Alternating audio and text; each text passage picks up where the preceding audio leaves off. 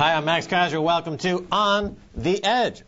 Let's go to New York and speak with Gerald Celente of Trends Research Institute. You can find all of his work at trendsjournal.com. Gerald Celente, welcome back to On the Edge. Always great being on with you, Max. All right, Gerald, anybody who follows your work or is following various internet sensations, the alternative media anyway, knows that this MF Global story, it's incredibly brazen in many ways. Plus, there's an added dimension in that you actually have a connection to it. But let's give a little bit of an overview of MF Global and exactly the scandal that is unfolding here. It's really ongoing. Gerald, can you give us some of the bigger picture and then drill down a little bit? Well, the big picture is they went bankrupt appropriately on Halloween. And it was run by John Corzine, the former CEO of Goldman Sachs, the former senator and governor of New Jersey. And he took it over a few years ago. And what he was allowed to do, essentially, two things. It's like going to Las Vegas and sitting at the table and putting $1 down and telling the dealer that you're making a $40 bet. He was leveraging 40 to 1. And of course, he was allowed to do this because he's one of the white shoe boys. You or I, they throw out of the casino. But the head of the Commodities Future Trading Commission, the agency that's supposed to oversee this, ironically, by some stretch of the imagination, is being run, the head there is Gary Gensler. Gary Gensler was a lieutenant when John the Don Corzine was CEO of Goldman Sachs. So now what Corzine did, like any money junkie gambler, he's losing his bets, betting on European bonds. Brilliant cat. So what does he do? He goes into segregated accounts, like mine, and steals the money to cover his betting habit. Now, there are regulations in place that prevent people like Corzine going into segregated accounts in the firm, taking that money and betting it, you would think. But they have loopholes. So he's allowed by law, unbeknownst to the people like myself, to go in there and bet the dough. So they say it's legal, but of course it's legal because the crooks make the laws. So that's what happened. Now, my story in this is I've been buying gold since 1978. And one of the ways I do it is I buy futures contracts. So, for example, I had future contracts that I made a deal with Lind Waldock. That was the name of the company. My agreement was that I was going to buy December gold. I made the deal in April to buy it at $1,443 an ounce. During that time, between April and Halloween, I kept adding to my position. In other words, I kept building my account, putting more and more money in there through trades and putting money in with profits. Come December, I was going to pick up that gold for physical delivery, but the gold is gone. So what happened was, when they went bankrupt, they closed out my account and took my money. It's as simple as that. It's like putting money away on a layaway plan and then going to pick up the product after you kept putting all the money in, and it's no longer there. All right, now my understanding is that this affects something like 400,000 accounts. Number two, brings something up very interesting, the relationship with J.P. Morgan and MF Global. We see some interesting cross-currents here. Apparently, the seizure of the accounts, the commodity accounts of MF Global customers included some physical silver.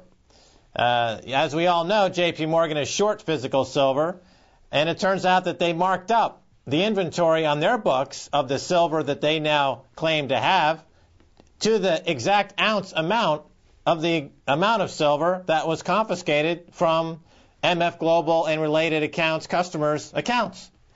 So here you have J.P. Morgan, who's run by Jamie Dimon, who sits on the board of directors of the New York Fed, who's part of the kleptocracy in Washington, orchestrating this seizure of accounts. And it also raises something very interesting, Gerald Celente, because in order for this to happen, it goes back to some laws that were passed back in 2000, the Commodity Futures Modernization Act, which legalized derivatives trading and made derivatives trading take precedence over an actual customer account.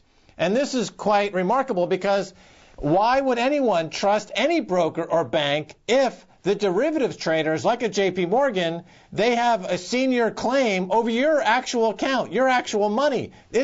Why would anyone have an account in any brokerage firm, Gerald Celente, if derivatives traders have a senior position to you, the actual person with money in those accounts? Well, that's a great question. And again, this is something that I would have never known about. It's like reading all the fine print on your credit card statement.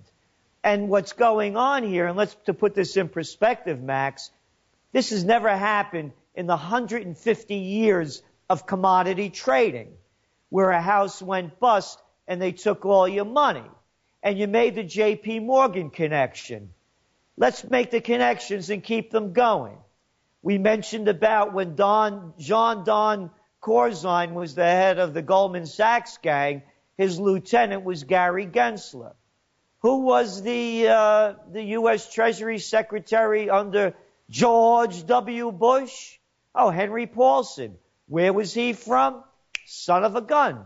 Wasn't he the CEO of Goldman Sachs, followed Corzine after Corzine left to run for senator and governor of New Jersey?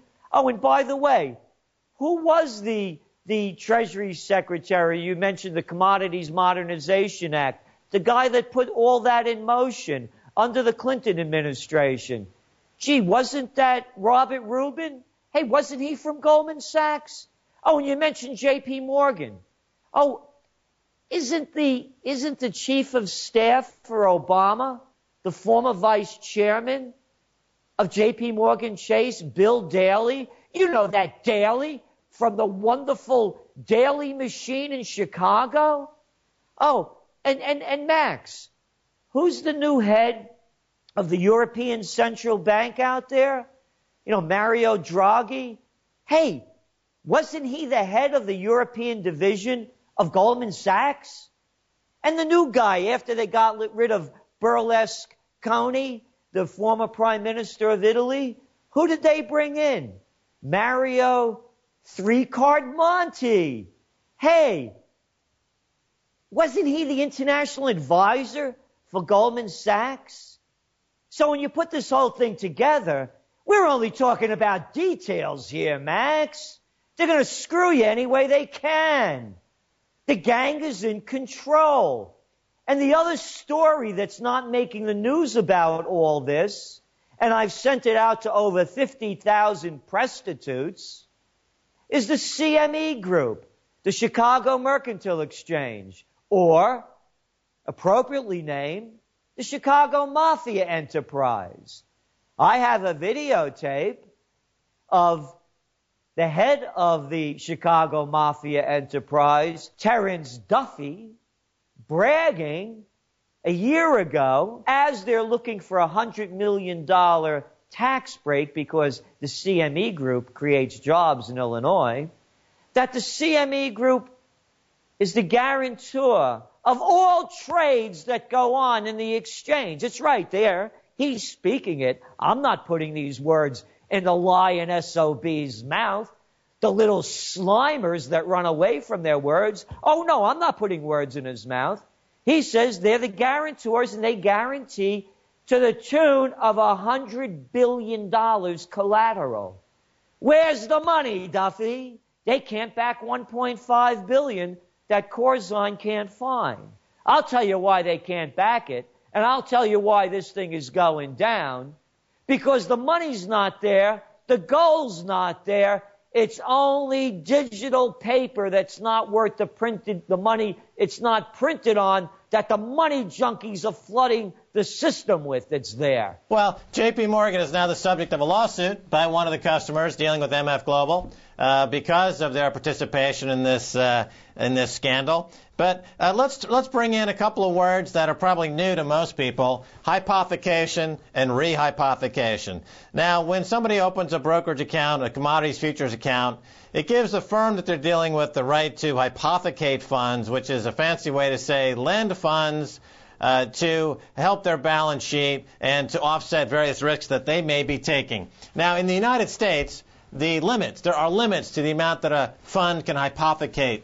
They can leverage up to 140% of customer funds if, in fact, it's backstopped with AAA-rated, let's say, Treasury paper. Now, what's interesting is that in the City of London, there are no limits. There are no ceilings. MF Global, of course, ran all this scandal through the City of London. So did AIG. So did Lehman Brothers. So did Bernie Madoff.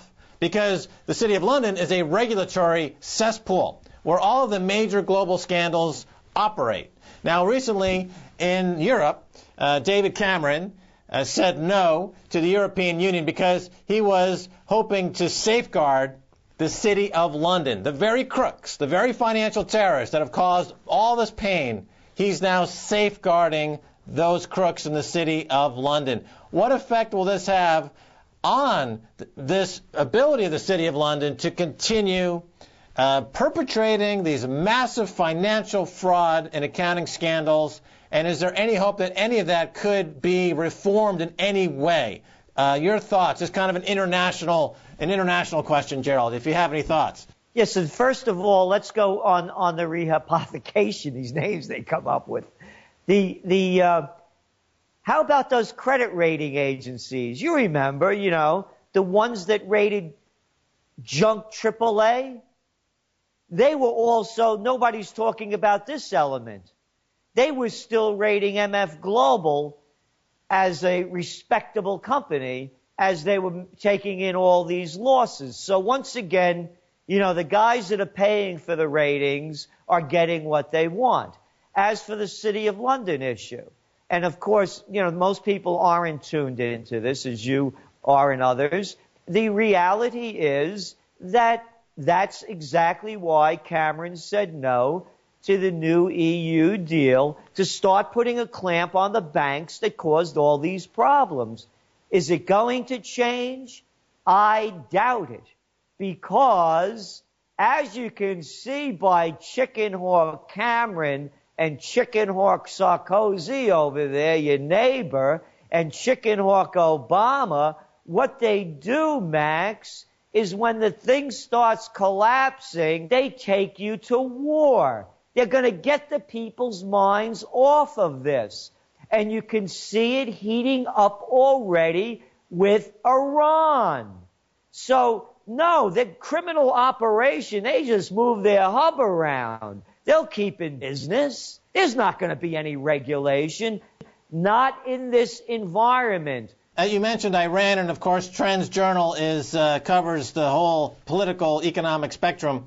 And where do you see this Iran saber-rattling heading? We're looking at something big to start. It's underway.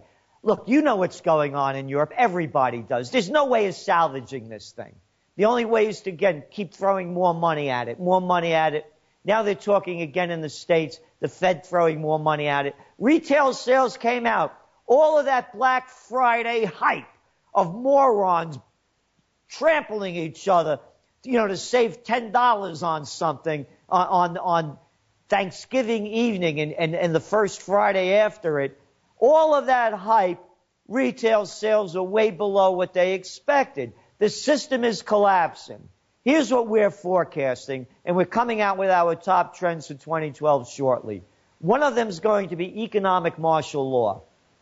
As I said, you're seeing it, what's happening in Europe. There's no salvaging it. With Cameron pulling away, and you can see the cracks starting to form. Meanwhile, the Israeli issue is only heating up again, with more killings going on in Palestine, the retaliation, more problems happening in Lebanon, and then there's Syria. Who is Syria's greatest ally? Gee, Iran. Isn't that something? Who wants to see Syria fall? The West. You're seeing it all coming together. We believe there's going to be a combination of events. One on the geopolitical front, something going on with Israel and its neighbors, and something going on with Iran and Syria, ganging up against those two. Everybody remember, the Iranians are not the Iraqis. These are the Persians. They've been around a real long time, and they're not going anywhere. There's 70 million of them. They fought Iraq for, 10 years? They lost 1 million people, didn't give up 1 inch of territory. The United States can't win a war in a third world country. Israel and the United States, France and the UK are not going to defeat Iran. If they attack, it's going to begin the start of World War III. I'm saying this because it all ties back into the money. So now what happens, they come up with, whether it's false flag or real, we have to protect our people because of these evil people over there that did this. That's why we're calling a bank holiday. That's right. You can't get your money out. And when you get it out finally, it's going to be worth a fraction of what it's going to be. And that's why, Max, I kept buying gold and silver in the event of this happening. So we're looking at putting all the pieces together. The MF Global story is huge. It's the 8th largest bankruptcy in the history of the United States. And the CME Group, the Chicago Mafia Exchange or Enterprise, can't cover the bad bet at a lousy tune of $1.2 billion when Big Mouth Duffy is bragging that they have $100 billion to cover the bad bets. What I'm saying is they don't have the gold. They don't have the money. The entire financial system is collapsing. Look what's going on over in China. All of the empty buildings. Look at the home sales and real estate market that's in steep decline now. The only way they kept this global Ponzi scheme afloat following the panic of '08 was for the central banks around the world to keep juicing money into the system to keep it going. And now it's collapsing. When all else fails, they take you to war. So get ready, folks. Put your flags out. Buy those yellow ribbons. They're going to do it again. So getting back to the MF Global now, what is the status currently in your situation? Have you received any of your money back at this point? Not yet, no. They're saying that it looks like we might get 70% back, but that's up in the air. But it's worse than that, Max. I bought positions. I had contracts for 1443, okay? I bought them in April. When MF Global went bankrupt, they transferred my account to O'Reilly, JR or JP or SOB O'Reilly, I don't know the initials. And what I do is I get a call that says that, oh, those contracts you bought at 1443, they were all in your mind, Celente. We repegged them at the day that MF Global effed everybody, and they repegged them at 1765, the day that gold traded on when they went bankrupt. So now I have to cover positions not at 1443 after they took all my money out, after I had to put more money in for margin calls because my account's empty. They repegged the price. And catch this, Max, you'll love it. They send in the mail a new statement, and in big bold letters they have corrected statement. Corrected by whom? Gambino's, Meyer Lansky? Who corrected this thing? I don't own these contracts at 1443 like I agreed. No, that's all in my mind. All from April, May, June, July, August, September, October, all those statements, they don't mean anything. It's the corrected statement. So now I had to take a big loss besides because I had to sell out the positions. What about a vehicle like GLD, which is a proxy for a precious metal, gold, trades on the exchange? A lot of people are now saying that that's a suicide mission to own any of the shares in GLD because you're going to end up in the same kind of situation. Your thoughts? That's the point. You're going to end up in the same situation regardless. And that's what the MF story's about. Getting effed by GLD, by the Goldman Sachs gang, by the JP Morgan Chase crew, by the Deutsche Bank bandits, by Charlie Schwab, by infidelity. I don't care who it is. You don't have anything unless you have it in your possession. This whole thing is a paper scam. And that's what I'm saying. Your money isn't safe anywhere. All of these cops, by the way, out there that are beating up all these Occupy people, you better watch out, man, because the people that you're protecting, the white shoe boys, are going to give that baton you're wheeling people with, they're going to stick it in a place you're not going to like because you're going to lose your pensions. You're going to lose your benefits. There's nothing there. That's what I'm saying, Max. The MF Global story is showing that it's one big charade. They don't have the dough. They don't have the gold. The entire system is one big Ponzi scheme. All right, Gerald Celente, we're out of time. We're going to have to leave it there, but thanks so much for being on The Edge. Thank you, Max. All right, and that's going to do it for this edition of On the Edge with me, Max Keiser. I want to thank my guest, Gerald Celente. If you'd like to send me an email, please do so at ontheedge@presstv.com. Until next time, this is Max Keiser saying bye, y'all.